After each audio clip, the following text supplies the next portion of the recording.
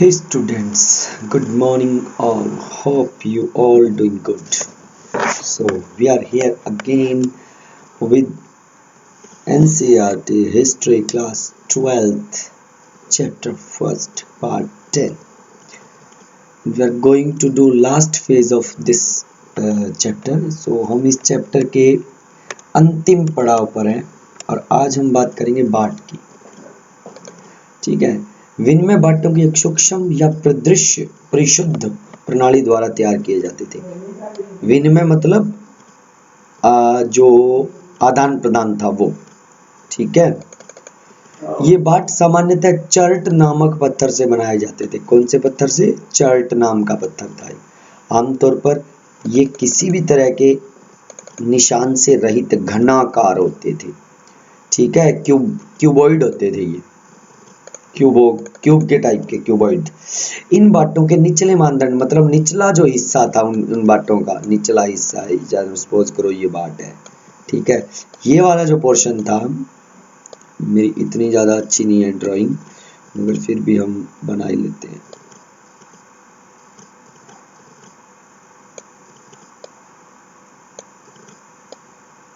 कुछ इस तरीके का बनता है बाट। ठीक है,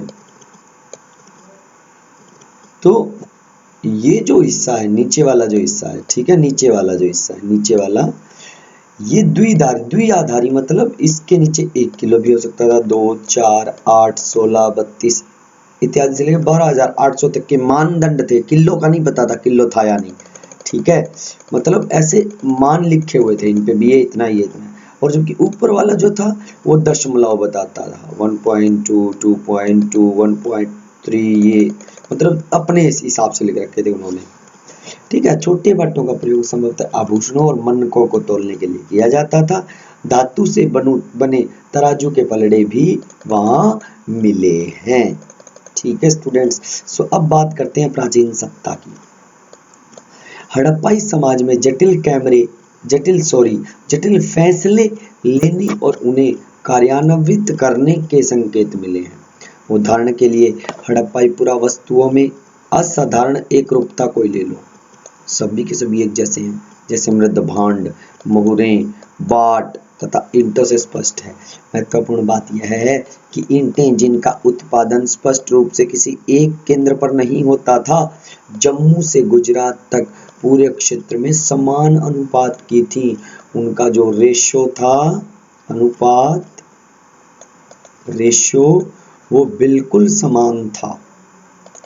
ठीक है, एक जैसी ईंटें होती थी, वो एक जैसी। हमने यह भी देखा कि अलग अलग कारणों से बस्तियां विशेष स्थानों पर आवश्यकता अनुसार स्थापित की गई थी। बस्तियां भी जरूरत के अनुसार बनाई गई थी। इसके अतिरिक्त ईंटें बनाने और विशाल दीवारों तथा चबूतरों के निर्माण के लिए श्रम संगठित किया गया था। इन सभी क्रियाकलापों को कौन संगठित करता था, ये एक क्वेश्चन मार्क है।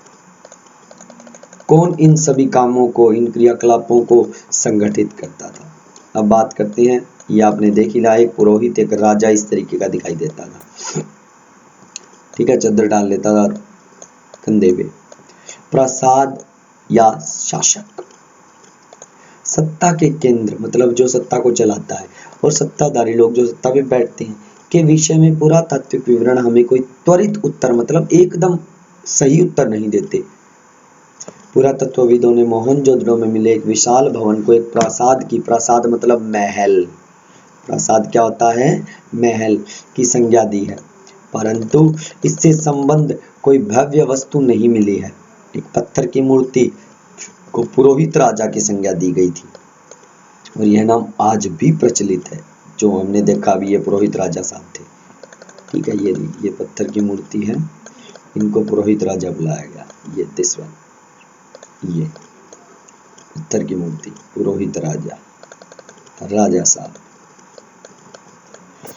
तो उसके बाद यह नाम आज भी प्रचलित है, इसलिए क्योंकि पुरातत्वविद मेसोपोटामिया के इतिहास तथा वहां के पुरोहित राजाओं से परिचित थे, वो उनको जानते थे, उनके बारे में उन्होंने पढ़ा था, और यही समानताएं उन्होंने सिंधु क्षेत्र में भी ढूंढी, एक जैसी समानताएं ढूंढी उन्होंने।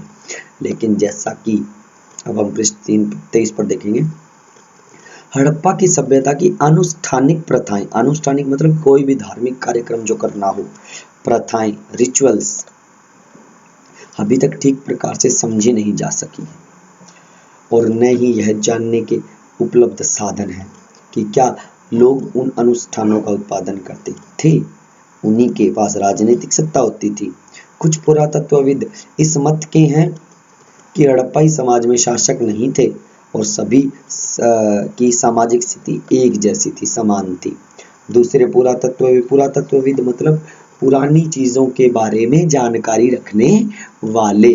पुरातत्वविद का मतलब ये होता है, कहीं आप ये सोचो इसका मतलब क्या होता है। पुरातत्वविद का मतलब मैं बता भी चुका हूँ पहले, आर्कियोलॉजिस्ट इंग्लिश में। पुरातत्वविद का मतलब पुरानी जानकारी रखने वाले। ओके, तो यह मानते हैं कि यहाँ कोई एक नहीं बल्कि कई शासक थे। जैसे मोहनजोदड़ो, हड़प्पा आदि के अपने अलग अलग राजा होते थे। आप लोगों ने मोहनजोदड़ो जो मूवी है वो देखी होगी ऋतिक रोशन की, उसमें भी वो जो कई लोग थे वो बैठते थे। ठीक है, उसके बाद माहम, क्या नाम बोलते थे उनको, माहम, माहम, राजा को माहम बुलाते थे वो लोग। कुछ और यह तर्क देते हैं कि यह एक ही राज्य था, जैसा कि पुरावस्तुओं में समानताओं, आगे चलते हैं, और नियोजित वस्तुओं, एक पुरातत्व वस्तुओं में समानताओं और नियोजित बस्तियों के साक्ष्यों, ईंटों के आकार में निश्चित अनुपात तथा बस्तियों के कच्चे माल के स्रोतों के समीप संस्थापित होने से यह बात स्पष्ट है। अभी तक इसकी स्थिति में अंतिम परिकल्पना सबसे युक्ति संगत प्रतीत होती है, क्योंकि यह कदाचित संभव नहीं लगता कि पूरे के पूरे समुदायों द्वारा इकट्ठे ऐसे जटिल निर्णय लिए जाएं या कार्यान्वित किए जाएं। इसलिए ये माना जाता है कि राजा तो था। ओके स्टूडेंट्स, अब सभ्यता का अंत देखते हैं। ऐसे साक्ष्य मिले हैं जिनके अनुसार लगभग 1800 ईस्वी पूर्व तक चोलिस्तान जैसे क्षेत्रों में अधिकांश विकसित हड़प्पा स्थलों को त्याग दिया गया था, छोड़ दिया गया था। इसके साथ ही गुजरात, हरियाणा, पश्चिमी उत्तर प्रदेश में की नई बस्तियों में आबादी बढ़ने लगी। पुरानी बस्तियां छोड़ी जाने लगी, नई बस्तियां बसने लगी। ऐसा लगता है कि उत्तर हड़प्पा का क्षेत्र, स्वाट, सिंधु, स्वादान, एच, उत्तर सवर्ती, सीसवाल, जूकर, रंगपुर, ये मैं बताता हूँ आपको। ये देखो, ये गुजरात वाला पार्ट है, ये इंडिया है अपना। ठीक है, ये रहा रंगपुर, ये गुजरात वाला पार्ट है। अरब सागर, उत्तरवर्ती सीसवाल या यहाँ पे हिसार में है, आदमपुर में। ठीक है जी। उसके बाद ऐसा बदलाव आया था जैसे सभ्यता की विशिष्ट वस्तुओं, बाटों, मोहरों और विशिष्ट मनकों का समाप्त हो जाना। लेकिन लंबी दूरी का व्यापार और शिल्प विशेषज्ञता भी समाप्त हो गई थी। शिल्प मतलब कुछ बनाने की जो एक्सपर्ट थे वो भी। सामान्यतः थोड़ी वस्तुओं के निर्माण के लिए थोड़ा ही माल प्रयोग में लाया जाता था। आवास निर्माण की तकनीकों का ह्रास हुआ, मतलब वो खत्म होने लगी। बड़ी सार्वजनिक संरचनाओं का निर्माण अब बंद हो गया था। कुल मिलाकर पुरावस्तुएं तथा बस्तियां इन संस्कृतियों में एक ग्रामीण जीवन शैली की ओर संकेत करती हैं। इन संस्कृतियों को उत्तर हड़प्पा अथवा अनुवर्ती संस्कृतियां कहा गया था। मतलब जो नई हड़प्पा थी, जो पुरानी बस्तियां खत्म होने के बाद बसी, उनको क्या बुलाया गया, उत्तर हड़प्पा, और अनुवर्ती संस्कृतियां उन्हें बुलाया गया स्टूडेंट्स। उसके बाद बातें अगले पार्ट में करेंगे।